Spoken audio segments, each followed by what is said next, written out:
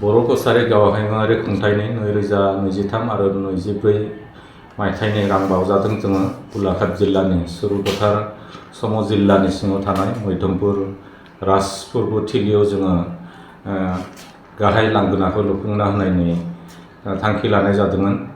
देग्लाय जोङो 10 लाख रांनि अनसुंथाइजों बे गेटखौ लुफुंनानै होबाय आरो बे गेटखौ दिनै बिथांमोननि हांख्रायनाय बादियैनो जे राज फोरबोआ 14 निफ्राय 19 नभेम्बरसिमहाय जागोन आरो बेखौ लोब्बा लानानै दिनै बेखेवना होनाय जाबाय।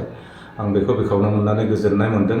मानो होनोब्ला जोंनि बे ओनसोलाव थानाय बर' आरो राभा फोलेरनि मानसिफ्रा गोदो गोदायनिफ्रायनो बे राज फोरबोखौ खुंबोबाय थादों बिथांमोना। बेयो देग्लाय 41 खेब जाफैबाय आरो बेनि गेजेरजों बे मैधमपुर ओनसोलनिल' नङा, कार्बि आंलं, जरहाट आरो गुबुन गुबुन जिल्लानि लोगोसे नागालेण्डनि दावबायारि बिथांमोनाबो फैयो आरो बेयो मोनसे रायजो राजानि लोगो मोनलायनायनि मोनसे समन्वयनि थिलि महरै बियो जायो आरो बियो जोंनि आपार आसामनि बा साहा आसामनि गेजेरावनो बियो बयनिफ्रायबो माने देरसिन आरो समायनासिन जानाय राज फोरबो होननानै जों बुंनो नांगोन आरो बेखौ जौगाहोनो होननानै जों मोजां मोनदों।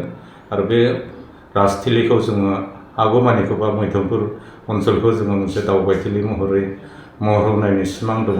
खाथियावनो बाथौ थानसालि दङ।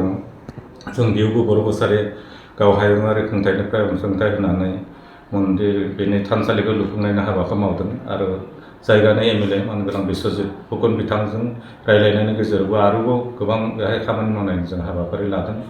आं बेनि गेजेरजोंनो दिनै बेखौ बेखेवनायनि गेजेरजों राज फोरबोनि गासैबो आसामबासि आरो बे ओनसोलनि गलाघाटनि रायजो राजाफोरनो हामलायनाय जासियो आरो बयनिसिमबो आङो बेखौ मावनो मोननानै गोजोननाय जासिबाय।